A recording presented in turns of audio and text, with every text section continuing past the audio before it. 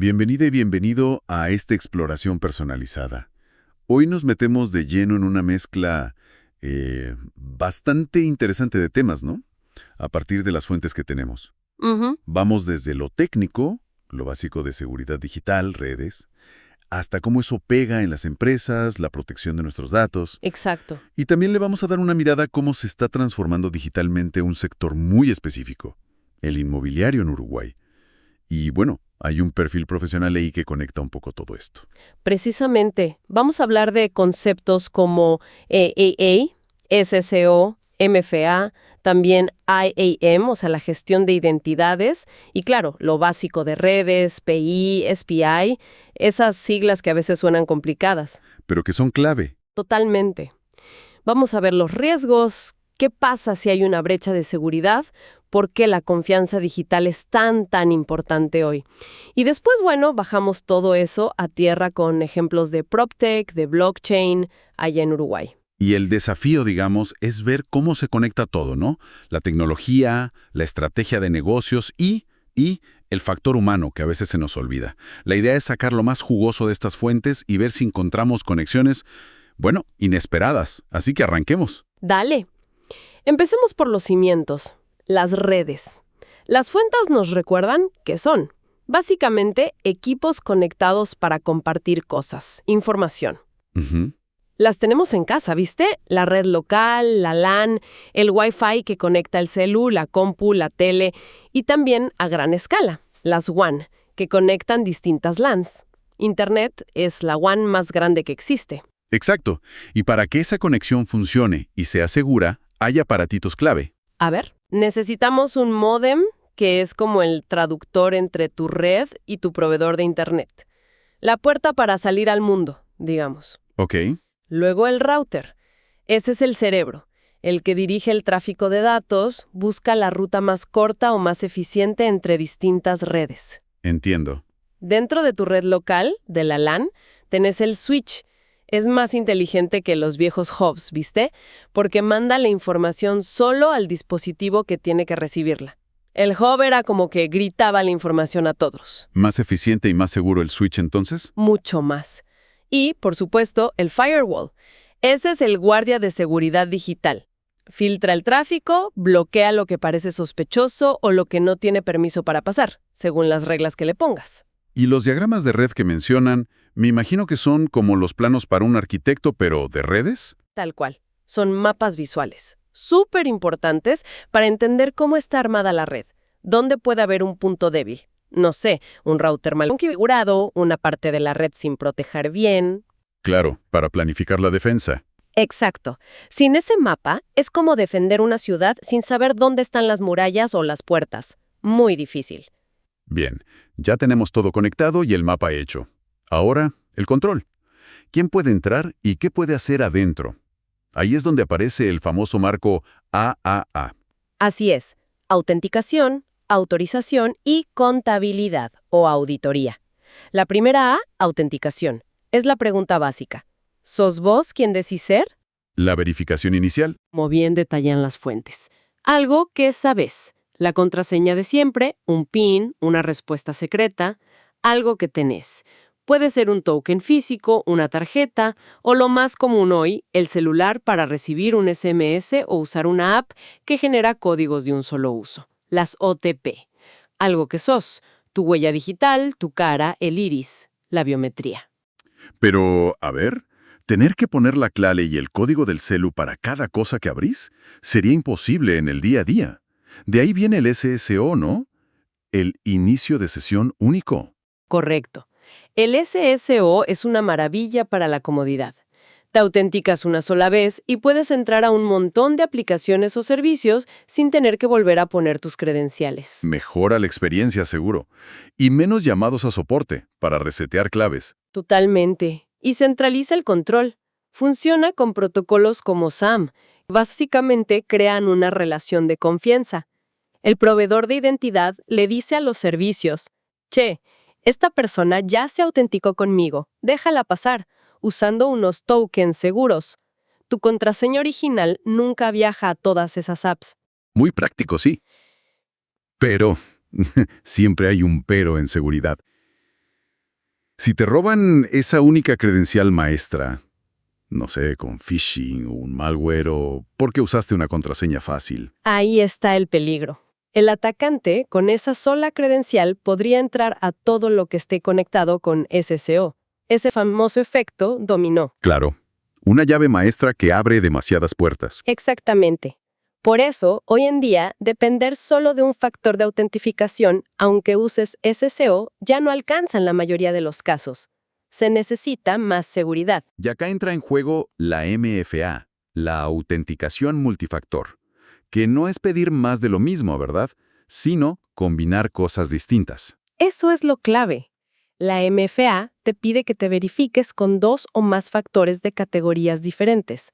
Por ejemplo, algo que sabes, contraseña, más algo que tenés, el código que te llega al celu, o algo que sos, tu huella.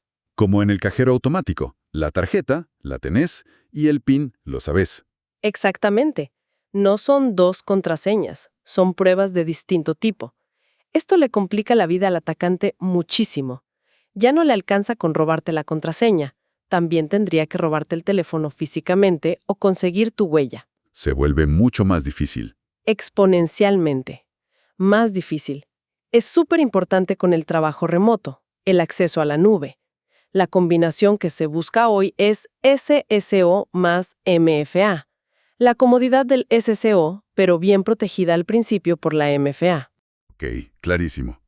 Ya verificamos quién es la persona, de forma segura. Ahora, la segunda A, autorización. Ya entró. ¿Qué puede hacer? Y acá hay 2 principios de seguridad que son oro puro, y las fuentes los explican bien. El principio de privilegio mínimo, o POLP, ¿qué significa? Dar solamente los permisos necesarios para hacer un trabajo específico, ni un permiso más. O sea, si soy de marketing, no tengo por qué poder ver las bases de datos de finanzas. Exacto. Limita el daño si te roban la cuenta o si alguien comete un error. Menos permisos, menos riesgo. Y el otro es la separación de funciones, o SOD. Evitar que una sola persona tenga demasiado poder o control sobre un proceso crítico completo. ¿Cómo sería un ejemplo? Ponele, la persona que aprueba un gasto grande no debería ser la misma que efectúa el pago. Se necesitan 2 personas. O en sistemas, el desarrollador que escribe el código no puede ser el mismo que lo pone en producción sin que otro lo revise. Crea controles mutuos. Reduce el riesgo de fraude o de errores graves. Muchísimo. Son principios básicos, pero muy potentes. Entendido. Dar lo justo y repartir el poder. Hablamos de SAML para SSO y para la autorización. A veces vemos botones tipo Iniciar sesión con Google. ¿Eso qué tecnología usa? Ahí juega un papel importante OAuth 2.0. Y ojo, como dicen las fuentes, OAuth no es para autenticar, o sea, no confirma quién sos, es para autorizar. ¿Autorizar qué? Autorizar a una aplicación, digamos una app de terceros, a que acceda a ciertos recursos tuyos en otra aplicación como Google, Facebook, etc., en tu nombre. Pero importante, sin que vos le des tu contraseña principal a esa tercera app. A ver, dame un ejemplo más completo. Imagínate una app que te arma álbumes de fotos y te pide permiso para ver tus fotos de Google Fotos. Si aceptas, usando OAuth, no le estás dando tu contraseña de Google. Lo que haces es decirle a Google, «Che, confío en esta app para que vea mis fotos». Ok. ¿Y Google qué hace? Google le da a esa app un token de acceso. Ese token es como una llave especial. Solo sirve para acceder a tus fotos, no a tu mail ni a tus contactos. Y quizá solo por un tiempo limitado o hasta que vos le quites el permiso. Tu contraseña de Google nunca la ve la app del álbum. Es una delegación segura. Ah, ahora sí. Es como darle una llave que abre solo el cajón de las fotos y por un ratito. Exactamente esa es la idea. Muy claro así. Perfecto. Ya tenemos autenticación y autorización. Nos falta la última A, contabilidad. O auditoría, como también se le dice. Básicamente es registrar y poder revisar qué hizo cada usuario o sistema. Quién entró, a qué accedió, qué modificó, cuándo, desde dónde.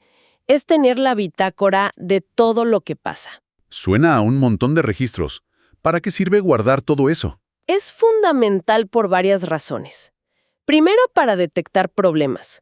Si ves un montón de intentos de login fallidos desde China a las 3 a.m. o alguien accediendo a archivos raros, esos registros, los famosos logs, te alertan. Son como las cámaras de seguridad digitales. Para detectar actividad sospechosa. Exacto. Y segundo, si lamentablemente ocurre una brecha de seguridad, esos logs son cruciales para la investigación forense. Son la caja negra. Te permiten entender qué pasó, cómo entraron los atacantes, qué información se llevaron, cómo tapar el agujero. Sin logs, estás investigando a ciegas. Y esto tiene que ver con las sesiones de usuario y algo que llaman secuestro de sesión, ¿puede ser? Sí, totalmente conectado. Cuando te autenticas, el sistema crea una sesión que tiene un identificador único, un Session ID. Para no pedirte la clave a cada rato, ese ID se suele guardar en una cookie en tu navegador. Ok. El riesgo es el secuestro de sesión o Session Hijacking. Si un atacante consigue robar esa cookie de sesión activa con malware o si estás en una red Wi-Fi pública no segura y la intercepta, Puede usarla. claro, la presenta al servidor y el servidor piensa que sos vos. El atacante puede actuar en tu nombre, hacer transferencias, robar datos, sin necesitar tu contraseña. Y si tenías SSO activo, peor aún, porque quizá puede saltar a otras aplicaciones conectadas. ¡Qué peligro! Por eso la monitorización constante, que es parte de la contabilidad o auditoría, es tan importante. Ayuda a detectar esas sesiones secuestradas. Todo esto nos lleva a un concepto más grande que también aparece. AIM. Gestión de identidad y acceso. Es lo mismo que AAA con otro nombre. Es más amplio. IAM es como el paraguas que cubre AAA. Es todo el conjunto de políticas, procesos, tecnologías para gestionar todas las identidades digitales. No solo personas, también dispositivos, programas, APIs y sus permisos, durante todo su ciclo de vida. ¿Qué incluye IAM que no esté tan explícito en AAA? Pone mucho foco en el ciclo de vida, el aprovisionamiento. Cuando alguien entra a la empresa, crearle la cuenta y darle los permisos justos desde el día 1. Y muy importante, el desaprovisionamiento. Cuando alguien se va o cambia de rol, quitarle todos los accesos de forma inmediata y completa. Para evitar que queden cuentas activas sin dueño, las cuentas huérfanas. Exacto, que son un agujero de seguridad enorme. Dentro de IAM, para manejar la autorización de forma más organizada, se usan modelos como RBAC. RBAC. Control de acceso basado en roles. Suena lógico. Sí, es muy práctico. En vez de dar permisos persona por persona, que en una empresa grande es una locura. Definís roles, vendedor, soporte técnico, administrador de base de datos. A cada rol le asignas los permisos que necesita. Y después, a las personas les asignas uno o más roles. Simplifica todo. Muchísimo. La gestión, la auditoría, asegura que gente con el mismo puesto tenga los mismos permisos. Ahora, implementar todo un sistema IAM suena a un proyecto grande y complejo. Y lo es. Requiere buena planificación, elegir la tecnología correcta. Muchas empresas usan soluciones de proveedores especializados y, sobre todo, una gestión constante. La herramienta sola no sirve. Hay que definir bien las políticas, los roles, revisar todo periódicamente. ¿Y por qué tanta dedicación a esto? Una de las fuentes habla de la imperiosa importancia de la seguridad digital. Tan así es. Mira, como bien dice esa fuente, proteger los activos digitales hoy ya no es un tema técnico más. Es una necesidad estratégica. Está en el corazón del negocio. Tiene que ver con gestionar riesgos, con asegurar que la empresa pueda seguir funcionando. Ya no alcanza con poner un antivirus y listo. Es un proceso continuo de análisis. Continuo. Analizar amenazas, ver dónde sos vulnerable, qué impacto tendría si pasa algo. Y el material conecta fuerte esto con la ética, ¿no? Sí, es una conexión muy directa. Cuidar los datos que te confían, clientes, empleados, es una responsabilidad básica. Si fallas en eso, no es solo un problema técnico o legal. Se ve como una falla ética, como que traicionaste la confianza. Habla de mantener una posición ética. Y las consecuencias si hay una brecha, más allá de lo ético que ya es grave. Son tremendas, y en varios frentes, como se detalla. Daño a la reputación. Puede ser instantáneo y muy difícil de arreglar. La confianza se va en un segundo. Costos financieros, gigantes. La investigación, reparar el daño, las multas, Las leyes tipo GDPR son durísimas. Posibles juicios, pérdida de clientes, impacto operativo. A veces tenés que parar todo para arreglar el desastre. Pero también está la otra cara que menciona la fuente. Invertir en serio en seguridad y que se note genera confianza. Y esa confianza es negocio. Clientes más leales, atraes nuevos clientes, la seguridad pasa de ser un gasto a ser algo que impulsa el negocio. Y en el centro de toda esta discusión están los datos personales. Las fuentes hacen una distinción importante entre PII y SPII. Fundamental esa distinción. PII es la información de identificación personal. Son datos que, solos o combinados, pueden identificar a una persona. Nombre, dirección, email, teléfono, fecha de nacimiento, la dirección IP. Piezas de un rompecabezas sobre alguien. Exacto. Ahora, SPIA es la información de identificación personal sensible. Es un subconjunto de PIA que, si se filtra, el daño es mucho mayor. Necesita una protección mucho más fuerte. ¿Ejemplos de SPII? Números de seguridad social o identificación fiscal, datos bancarios, cuentas, tarjetas, historial médico, datos biométricos, huella, rostro y a veces también origen étnico o afiliación política o religiosa. Depende la ley de cada lugar. La diferencia en el daño potencial es clave.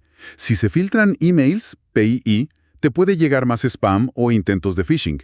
Pero si se filtran datos financieros, SPII, La cosa se pone muy fea. Puede llevar a un robo de identidad completo, que te vacíen las cuentas, que saquen créditos a tu nombre, que te arruinen el historial crediticio. La SPI da acceso directo a tu vida financiera y personal. Por eso, los cibercriminales la buscan tanto. y eso nos conecta directamente con el robo de identidad. Que es justamente eso, usar la información personal robada, sobre todo la SPI, para cometer fraudes, casi siempre financieros. El impacto para la víctima es terrible.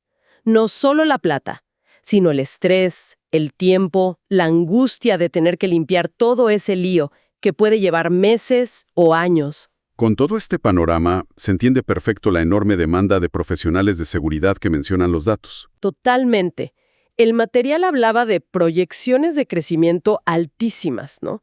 Más del 30% en Estados Unidos para la década que termina en 2030. Para roles como analistas de seguridad, se necesitan expertos para proteger todo, los datos, los sistemas, las personas, para asegurar lo que llaman la tríada CIA, confidencialidad, integridad y disponibilidad de la información. Bueno, bajemos todo esto a un caso más concreto. Una de las fuentes se enfoca en el sector inmobiliario uruguayo y su transformación digital. Sí, un sector que está cambiando mucho. Ahí aparece el concepto de PropTech, que es básicamente tecnología aplicada al mundo inmobiliario. ¿Qué tipo de tecnología? Vemos ejemplos como recorridos virtuales de propiedades, plataformas online para gestionar alquileres o ventas, firma electrónica avanzada, edificios que se vuelven inteligentes. Suena a que trae beneficios. Sí, claro. Mejor experiencia para el cliente, más eficiencia para las inmobiliarias, poder mostrar propiedades a gente de cualquier parte del mundo. Pero, como advierte la fuente, cada nueva tecnología también puede traer nuevas vulnerabilidades si no se implementa con cuidado y seguridad. También se habla de blockchain y tokenización en ese contexto. ¿De qué se trata eso? La tokenización es una idea interesante. Dividir una propiedad, ponerle un edificio de oficinas, en muchas partes digitales, como fichas o tokens, que se pueden comprar y vender. Esto podría permitir que pequeños inversores entren al mercado inmobiliario comprando una fracción. Democratizar la inversión inmobiliaria, digamos. Algo así. Y el blockchain, con los contratos inteligentes, podría automatizar cosas como el pago de alquileres o la transferencia de esos tokens. Es una oportunidad para Uruguay, para atraer capital, para modernizar. ¿Y los riesgos? Bueno, como señala la fuente, todavía falta regulación específica, hay volatilidad asociada a las criptomonedas si se usan y mucho desconocimiento en general. Hay potencial, pero también incertidumbre. Y la gestión digital para las inmobiliarias más chicas. Se refiere a usar plataformas online para manejar pagos, comunicarse con clientes, generar reportes. Les permite a las pymes ser más profesionales, competir mejor, reducir costos. Pero bueno, también genera dependencia de ese software, exige capacitar al personal y obviamente las expone más a ciberataques si no toman recaudos. O sea, la digitalización es buena, pero aumenta el riesgo de fraudes. Que alguien se haga pasar por otro, manipule documentos, venda la misma propiedad a varios. Exacto. Por eso la fuente insiste en que junto con la tecnología se necesita un marco ético y legal fuerte y aplicar buenas prácticas de seguridad. La confianza sigue siendo la base de todo en este negocio. Y acá es donde parece encajar el perfil de Marcelo Padilla García, alguien que, según leemos, viene del palo inmobiliario, pero se metió de lleno a estudiar ciberseguridad últimamente. Así parece, sí. Su perfil muestra una motivación muy práctica. Vio el aumento de fraudes digitales en Latinoamérica, sobre todo en operaciones inmobiliarias, robo de identidad, gente que se hace pasar por dueño y quiere que las operaciones sean más seguras. Y se puso a estudiar fuerte por lo que se ve. Certificaciones recientes de Google en ciberseguridad, Python. Sí, certificaciones muy específicas y actuales.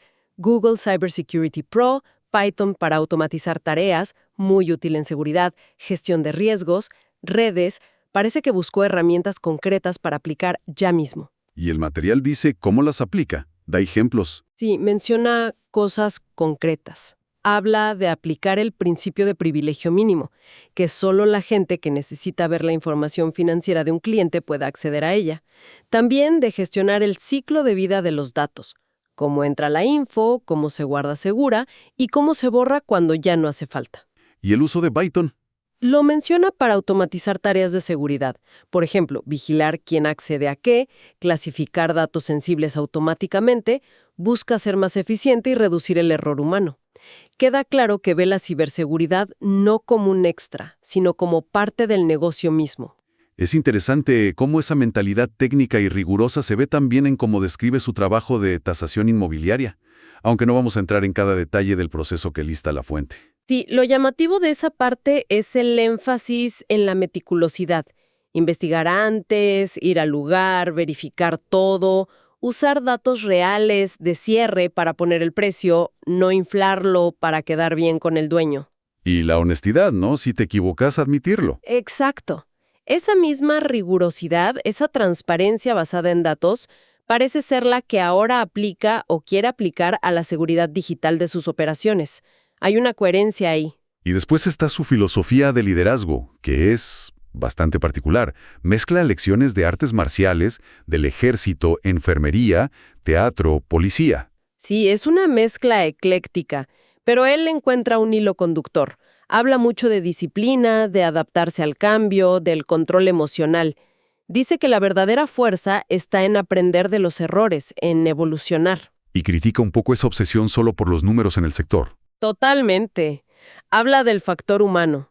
Dice que si descuidas los vínculos, la confianza, la conexión dentro del equipo, al final, el rendimiento baja.